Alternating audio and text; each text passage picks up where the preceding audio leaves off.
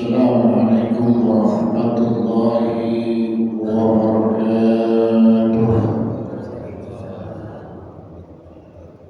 Bismillah, alhamdulillah, wassalatu wassalamu ala rasulillah sayyidina wa habibina wa syafi'ina wa maulana Muhammad wa ala alihi wa ashabihi wa junudihi wa ansarihi wa man tabi'ahul huda ila yaumil qiyamah. Wa subhanaka la ilma lana illa ma 'allamtana innaka antal alimul hakim.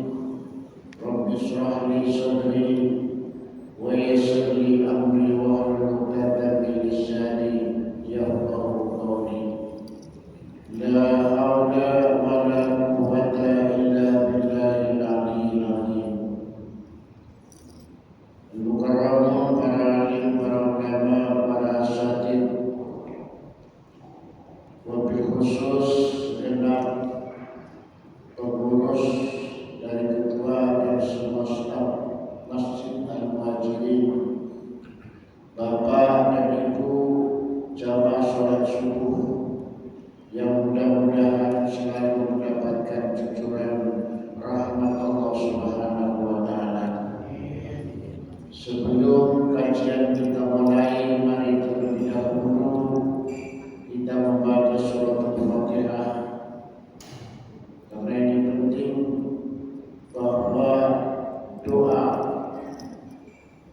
itu yang paling mustajab adalah menulis surat Al-Fatihah.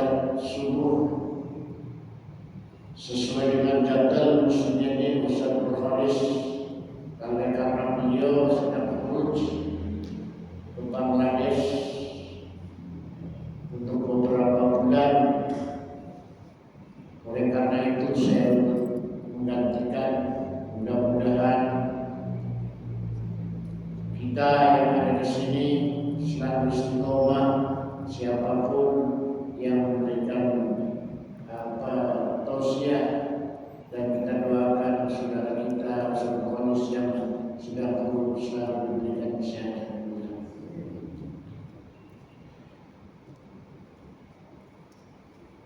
Doa kita karena kita ini berada di bulan Rajab. Allahumma barik lana fi Rajab wa Sya'ban wa ballighna Ramadan. Ya Rabb, berkailah kami semua. Apa sih berkah? Berkah itu ziyadatul khair, bertambah kebaikan, itu namanya berkah. Kadang kita ini kan ngomong berkah, tapi yang dimaksud berkah nggak tahu. Nah ini yang namanya berkah ziyadatul khair, bertambah kebaikannya. Maka doa kita kadang-kadang apa, mudah-mudahan kalau ini pastinya semoga berkah. Semoga kita semua hidupnya menjadi berkah, artinya semakin bertambah kebaikan dalam semuanya. Dalam ibadah kita bertambah berkah terus dari waktu ke waktu. Maka diingatkan oleh Allah, wal asri innal insana lafi khusr. Demi masa ini wawunya wawu qasam nih. Jadi Allah bersumpah menunjukkan bahwa waktu itu sangat penting, harus dipergunakan sebaik-baiknya, karena banyak orang yang tidak menyadari perjalanan waktu itu sangat cepat. Satu contoh nih, kadang-kadang saya itu kalau lagi lewat gitu, tahu daerah teater tahu kan? Itu ada namanya Migacoan. Itu antrinya dari mulai dibuka sampai tengah malam itu antri terus. Yang diantri itu cuma sebungkus mie, yang juga kita bisa masak di rumah. Bahkan mungkin lebih enak mie yang kita buat di rumah sendiri. Tapi orang itu bisa antri berjam-jam tuh. Karena saya berpikir hanya untuk sebungkus mie orang rela membuang-buang waktunya. Yang penting kalau antrinya sambil berpikir. Ini cuma main HP. Banyak waktu yang terbuang. Berjam-jam pula kita melototin HP. Ini penyakit sekarang tuh. Kita ini bertiga nih di ruang tamu atau di satu ruangan. Kita bisa berjam-jam diam-diaman semua, kita asik berhadapan dengan HP. Orang yang di dekatnya kita diamkan, sementara kita komunikasi dengan dunia maya melayang-layang kemana-mana. Itu berjam-jam waktu kita habis di situ. Makanya Allah Maha Tahu, wal asri, demi masa, innal insana lafi khusr, rugi.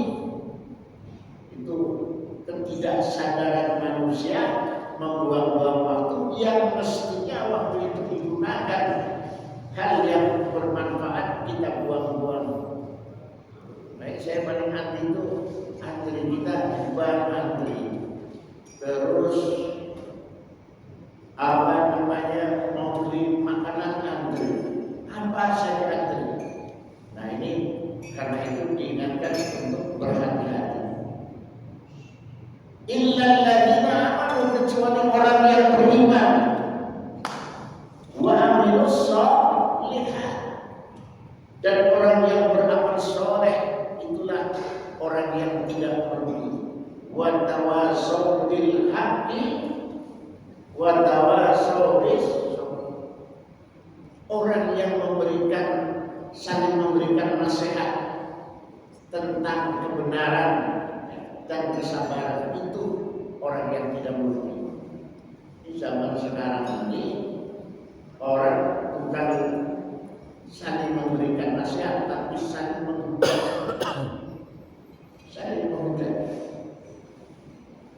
Dan anehnya di tengah-tengah orang berkonflik tidak ada orang yang berinisiatif untuk bicara soal kebenaran, malah ikut. Nah, itu yang harus kita ingat. Setiap kali kita mengalami wal asri, jangan sia-siakan apalagi waktu kita, usia kita cuma sebentar 60 tahun sampai 70 tahun, nggak lama Pak kita.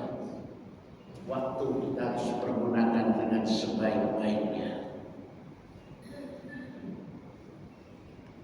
Maka doa kita, Allahumma barik lana, berkailah di bulan Rajab ini.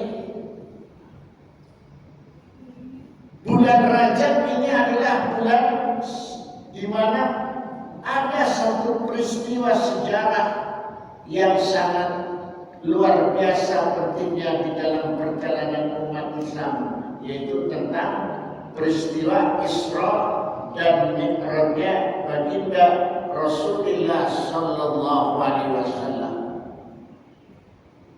Tadi sudah disampaikan tentang apa tema hari ini adalah sejarah peristiwa terjadinya Isra dan Mi'raj. Isra dan Mi'raj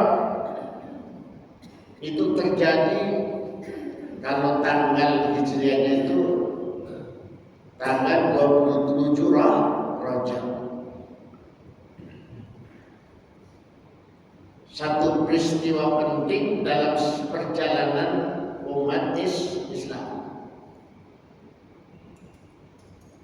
Kata Isra ini Isra, Asra yusri Isra'an, itu kalau dalam bahasa Arabnya, dalam ilmu nahwunya itu, ilmu sorofnya itu bentuk kata yang sudah mendapatkan tambahan namanya fi'il majid, bukan kata aslinya. Kata aslinya yaitu saro yasri siroyatan. Artinya sama. Saro yasri siroyatan itu berjalan. Berjalan di waktu malam itu saro. Kalau berjalan aja nama masa yamsi itu berjalan. Tapi kalau saro yasri siroyatan itu berjalan di waktu malam. Tetapi ketika ditambah dengan hamzah asra yusri isra'an itu berubah makna. Artinya diperjalankan. Berjalan dengan diperjalankan beda apa sama? Beda ya. Kalau berjalan itu kita yang aktif. Ya. Kalau diperjalankan itu artinya kita pasif. Ada yang menggendong, yang memperjalankan. Ya misalnya di kursi roda nih, ya, kita taruh. Dengan kita berjalan sendiri kan beda. Nah kalau kita duduk di kursi roda lalu kita didorong tengah malam dari sini ke pasar modern, itu namanya Isra, diperjalankan. Tetapi kalau kita berjalan sendiri namanya Sara, berjalan di waktu malam. Nah ini bedanya, jalan kaki sendiri sama didorong. Baginda Rasulullah Sallallahu Alaihi Wasallam melakukan Isra dari Masjidil Haram ila Masjidil Aqsa. Di mana Masjidil Aqsa? Di Palestina. Siapa yang memperjalankan? Malaikat Jibril. Jadi Nabi itu nggak berjalan sendirian, diperjalankan. Ini yang menjadi persoalan akidah nih, persoalan iman. Karena kalau secara rasio masih mungkin, artinya tidak mungkin nih Nabi dari Mekah ke Palestina dalam waktu beberapa jam saja. Lailan itu kalau tafsirannya Muhammad Abdul itu Ba'dul sepanjang malam, bukan sepanjang malam. Kalau sepanjang malam itu berapa jam? 12, ya paling enggak 8 jam dah. Ini Ba'dul Lail, yaitu setengah malam diperjalankan. Jadi itulah yang membuat banyak orang kafir nggak percaya. Bahkan di kalangan orang Islam sendiri ada keraguan-keraguan. Ini ujian iman namanya. Ada keraguan-keraguan apa benar Rasulullah itu melakukan perjalanan di waktu malam dari Makkah ke Baitul Maqdis. Ragu karena secara rasio tidak mungkin naik apa waktu itu belum ada Gojek, belum ada Grab, belum ada mobil, belum ada kereta cepat. Yang ada kendaraan satu-satunya adalah onta. Kalau diukur keadaan kendaraan pada saat itu paling tidak dari Makkah ke Baitul Maqdis di Palestina itu 2 bulan. Gak mungkin. Banyak orang gak percaya.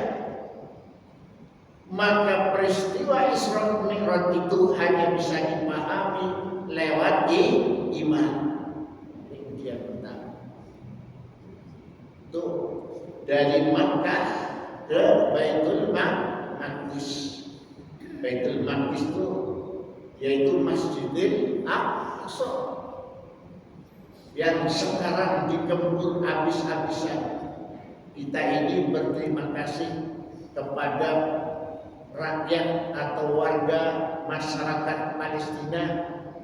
Ini bukan perang agama yang kita akuin, karena di sana bukan hanya ada orang Islam, tapi orang Kristennya juga banyak. Kemarin waktu Natalan mereka juga punya perayaan Natal kayak kita aja nih.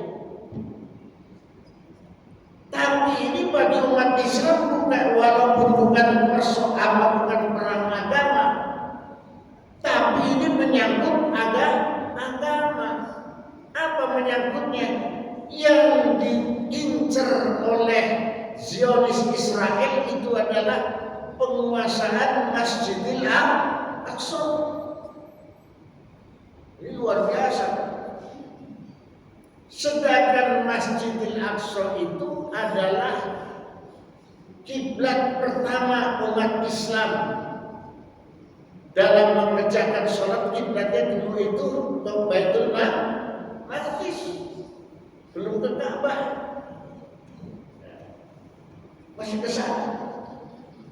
Yang kemudian ini diakui oleh orang-orang Yahudi, padahal bukan asli Yahudi juga. Selalu yang bikin rusuh ini sekarang ingin menguasai itu. Yang dituju itu adalah Masjidil Aqsa itu kan. Nah, kalau sudah bicara Masjidil Aqsa, ini bicara tentang kepentingan umat Islam di sejarah. Kalau apa Masjidil Aqsa dikuasai, hilang sejarahnya. Nah, ini harga diri umat Islam. Kalau sudah bicara soal keislaman, itu bukan persoalan orang Palestina saja, tapi menjadi persoalan seluruh umat Islam di dunia.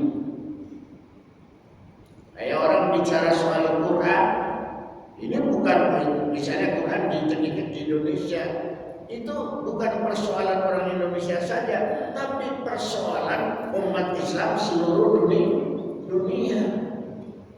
Jadi nggak salah kalau kita kemudian ikut prihatin, ikut menyuarakan, ikut berkepentingan, wajar, karena ada sejarah yang harus dibela dari Masjidil Aqsa. Dari Makkah ke Palestina ditempuh dalam waktu ba'dul lail, sebagian malam. Satu peristiwa yang luar biasa. Pertanyaannya, apakah mungkin? Tidak ada yang tidak mungkin bagi Allah. Tidak mungkin menurut rasio, tapi tidak untuk Allah. Jadi kalau Allah sudah berkehendak, apa yang tidak bisa? Pasti bisa. Jadi makanya ini menjadi harapan kita yang kadang-kadang kalau kita doa yang mungkin di usia 60 tahun saya bisa dapat rezeki, ini namanya orang putus asa. Wala tainasu min rahmatillah, jangan berputus asa dari rahmat Allah. Inna rahmatullah wasi'ah, sesungguhnya rahmat Allah itu luas. Jadi jangan, maka saya tidak menggunakan teori kalau memang hidup itu katanya dimulai dari usia 40 tahun. Kalau 40 tahun belum mapan, kesininya belangsa. Kalau standarnya usia ya, ini 40 tahun lagi usia kenceng-kencengnya. Kalau sudah 50 itu mulai loyo, dengkul udah mulai gemeteran, penyakit sudah mulai banyak, dari mulai asam urat, diabetes.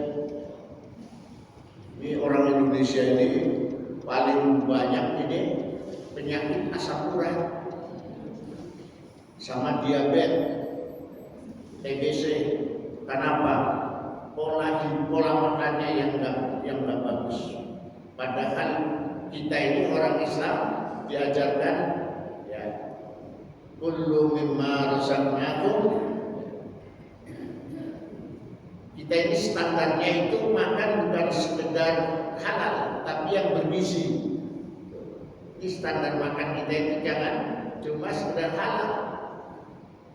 Padang, kampung, besok teror, besok kampung lagi, terus halal. Tambah ikan asin. Sama pokoknya standarnya itu. Padahal untuk makan yang bergizi itu nggak perlu mewah, nggak perlu mahal. Yang penting sehat. Pak, saya ini maka saya setuju sama dokter. Pada prinsipnya nggak ada makanan untuk pantangan, nggak ada Pak. Jadi nggak usah takut nih usia 60 tahun makan kepala kambing, ya, makan daging kambing, makan sate, nggak usah takut. Asal tahu porsinya.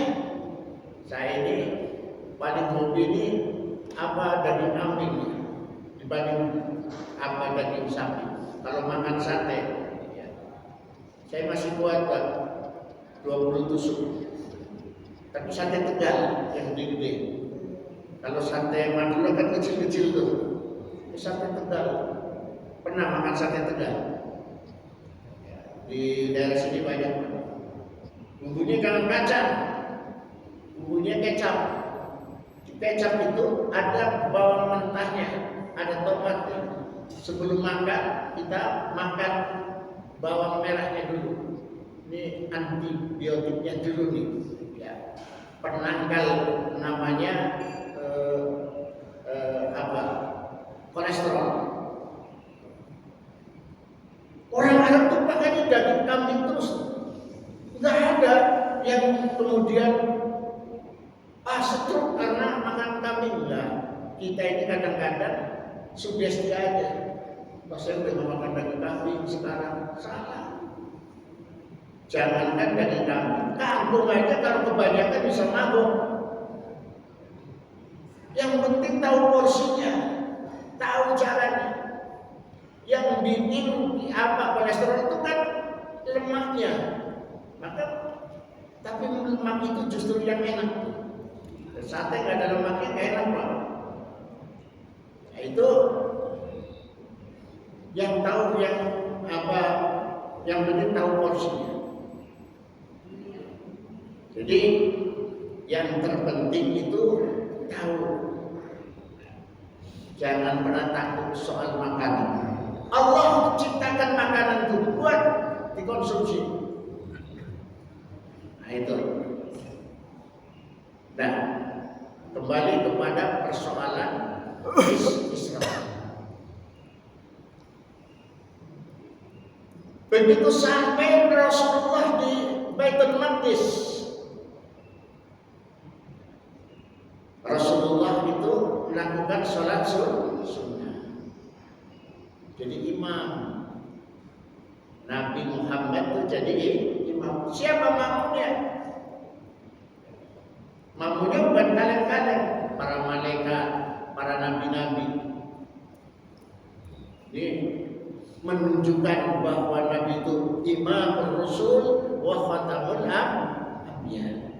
Ini penegasan. Ini salah satu hikmahnya, menegaskan bahwa Nabi memang adalah imamnya para rasul-rasul yang datang sebelumnya. Salat sunnah. Nah, mengenai kenapa Rasulullah itu diisrakan oleh Allah Subhanahu wa taala, yang pertama yang melatar belakangi itu karena pada saat itu Nabi dalam situasi amul husni. Apa itu amul husni? Tahun kesedihan. Kenapa disebut dengan tahun kesedihan?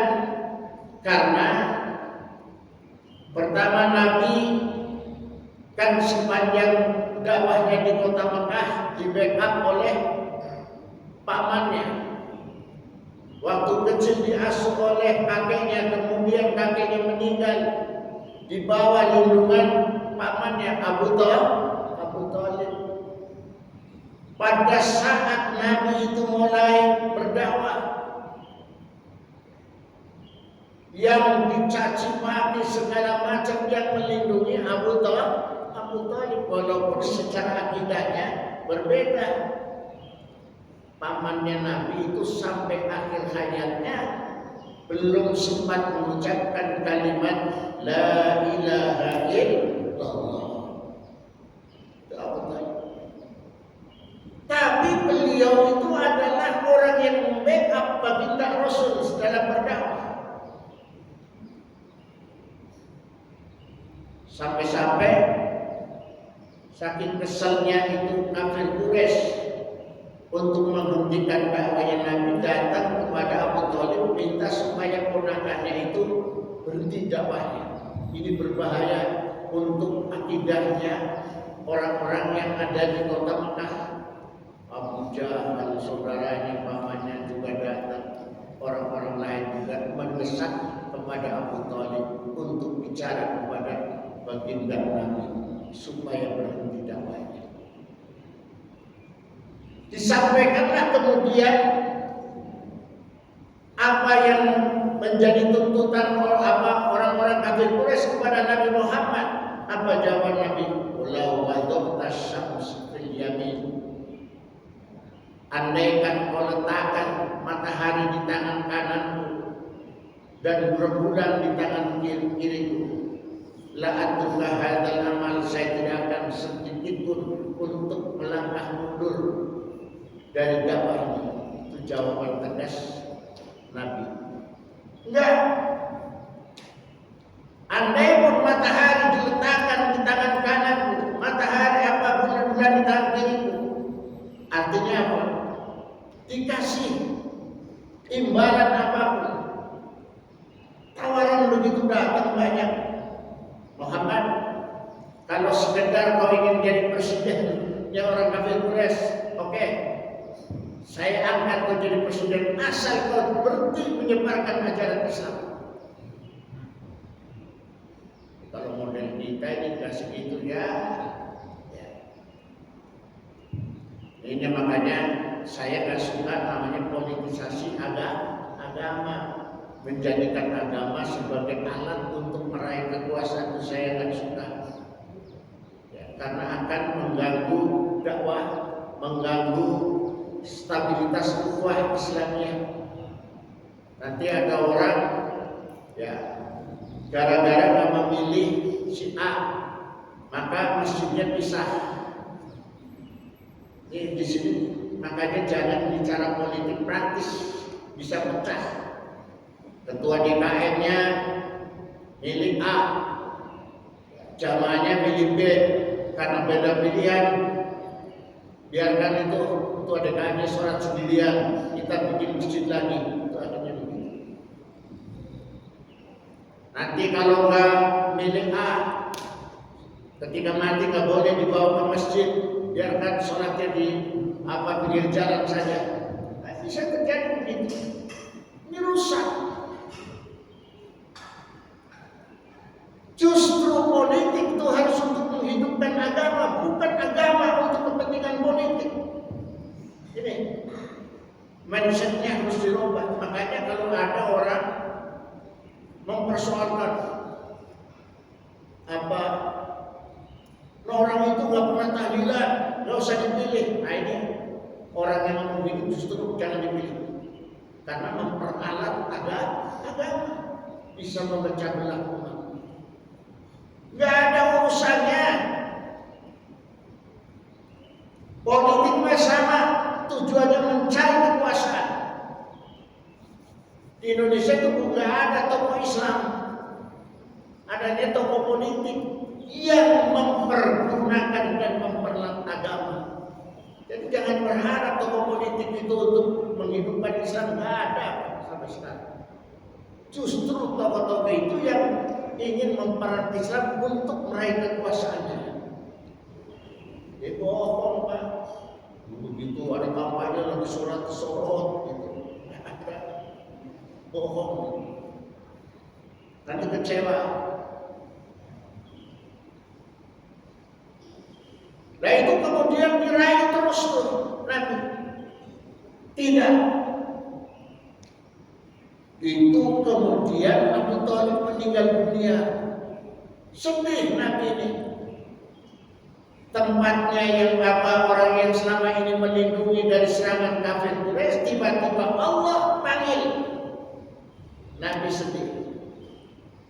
Lagi sedih ditinggal papanya, tiba-tiba benteng yang paling selama ini melindungi istrinya Khadijah juga dipanggil oleh Allah.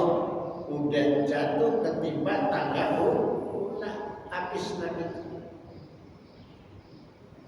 Khadijah yang dinikahi oleh Nabi dalam keadaan janda, kaya raya, yang membackup semua biaya dakwahnya. Orang yang selama ini memberikan kesejukan dan menghibur Nabi dalam berdakwah, tiba-tiba nggak ada. Orang istri yang kadang-kadang udah hidupnya pesek, cerewet, hilang aja kita sedih. Ini istri ideal, bayangkan. Orang kalau ditinggal istri itu luar biasa, dunia runtuh. Makanya para jomblo ini harus punya istri lagi.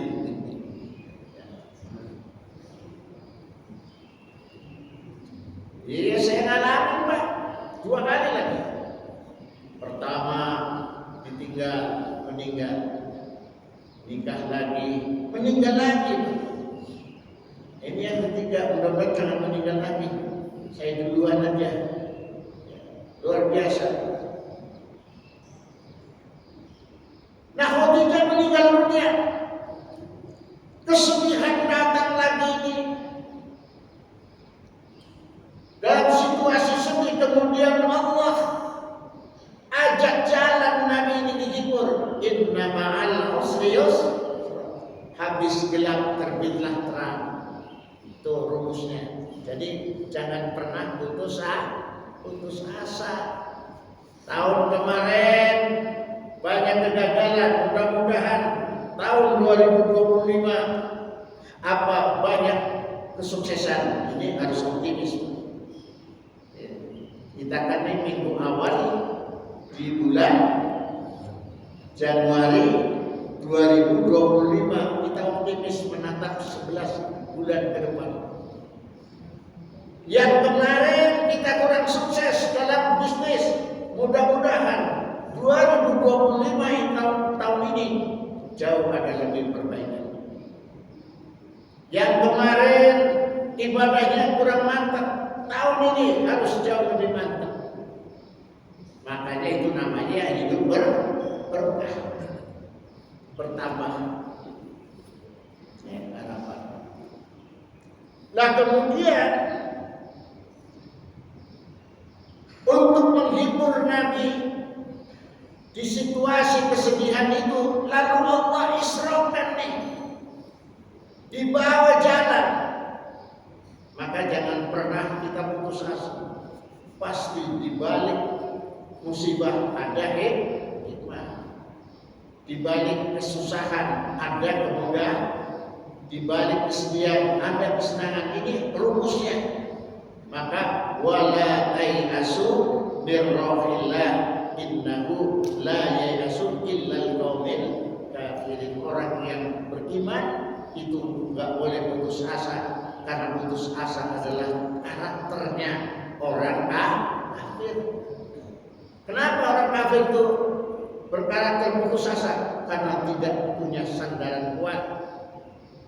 Kalau orang mukmin, orang beriman punya sandaran kuat, siapa? Allah Subhanahu wa Ta'ala. Ini yang harus kita paham. Nah, disinilah kemudian Rasulullah diisrakan oleh Nabi. Setelah Isra, kemudian Rasulullah melakukan Mi'raj. Mi'raj itu su'udun Nabi ila sama'id dunya as-sidratul muntaha. Naiknya Nabi ke langit ketujuh. Sidrah itu namanya, itu nama pohon. Pohon bidara. Bidara ada macam-macam ya Pak ya. Bidara Cina, bidara Arab, bidara Serpong. Ada. Itu namanya pohon-pohon surga. As-Sidratul Muntaha, langit ketujuh. Itu naiknya Nabi. Jadi perjalanan darat kemudian naik ke atas dalam waktu setengah malam. Cepatnya cepat. Kalau dari Mekah ke Baitul Maqdis doang, ke Baitul Lail, ada mungkinnya. Ini sampai langit ketujuh. Bayangkan, yang namanya teknologi canggih sampai sekarang aja itu butuh waktu bertahun-tahun. Ini Baitul Lail sebagaimana Nabi Mi'raj ya, dari Baitul Maqdis ke Sidratul Muntaha, langit ketujuh. Untuk apa Rasulullah Mi'raj? Jadi kalau diartikan nih, saya ulang, Isra itu Nabi diperjalankan dari Mekah ke Baitul Maqdis di waktu malam, itu arti Isra. Mi'raj itu naiknya Nabi ya, dari Baitul Maqdis ke langit ketujuh, namanya Mi'raj. Makanya kalau diartikan kita naik lift nih, naik itu kan dari bawah ke atas, itu namanya Mi'raj. Nah kalau berjalan itu namanya Isra, tapi naik ke atas Mi'raj. Maka nanti kalau berkesempatan naik lift, kita lagi Mi'raj nih, khayalin aja. Nah, untuk apa Allah Mi'rajkan baginda Rasul? satu silaturahim dengan para pendahulunya. Nabi diperkenalkan kepada Nabi Adam, kepada Nabi Musa, terakhir kepada sesepuhnya yaitu Nabi Ibrahim alaihissalam. Ini mengartikan bahwa yang muda harus bersilaturahmi kepada yang tua. Jadi bunyinya begitu. Karena Allah mengajarkan begitu, yang muda yang silaturahmi kepada yang tua. Itu apa caranya? Dan untuk apa Rasulullah diberikan? Satu, untuk silaturahmi, yang kedua menerima perintah sholat. Jadi 5 waktu ini ringkasan dari beberapa proses. Awalnya 50 kali sholat. 5 waktu aja dia apalagi 50. Ya, nggak keburu kita kerja. Musa tahu itu kekuatan daripada umat Nabi. 5 waktu aja masih banyak yang bolong-bolong, apalagi 50 waktu. Pasti ya, menjadi beban. Kayak soal siwak ini. Kalau ada sumpah ala ummati la amartuhum bisiwak. Ini siwak tahu siwak. Andaikan itu tidak memberatkan bagi umatku, la amartuhum, saya akan perintahkan mereka untuk bersiwak.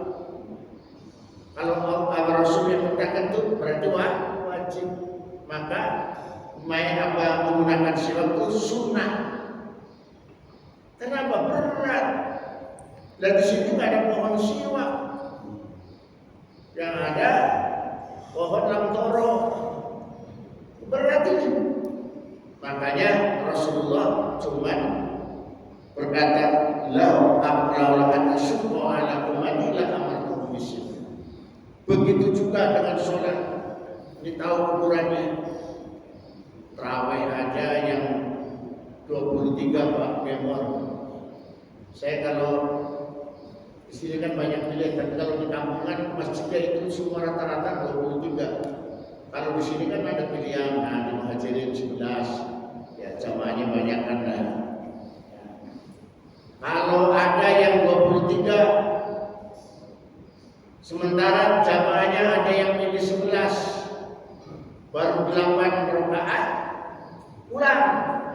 Witirnya di rumah atau witirnya nanti malam. Makanya softnya berkurang tuh, nggak apa-apa. Daripada nggak sholat. Tarawih cuman setahun sekali di bulan Ramadan. Dan disitulah Rasulullah menerima perintah sholat. Ini menegaskan bahwa syariat yang berlaku saat ini hanya syariat yang dibawa oleh baginda Rasul, disahkan oleh para nabi-nabi yang datang sebelumnya. Maka syariatnya Nabi Isa, syariatnya Nabi Musa, syariatnya Nabi Ibrahim dihapus, dijadikan yang sah itu cuma syariatnya Nabi Muhammad Sallallahu Alaihi Wasallam. Makanya kalau orang hari ini masih nyembah apa yang lain, masih menggunakan ibadahnya cara orang lain, ketinggalan kereta Pak, tiketnya jam 4 ya, berangkatnya jam 5 udah ketinggalan. Makanya yang berlaku sekarang syariatnya Nabi Muhammad Sallallahu Alaihi Wasallam. Mari kita tidak mungkin sampai tuntas apa pembahasan Isra Mi'raj. Mudah-mudahan secara garis besarnya bahwa Isra Mi'raj adalah perjalanan di tengah malam.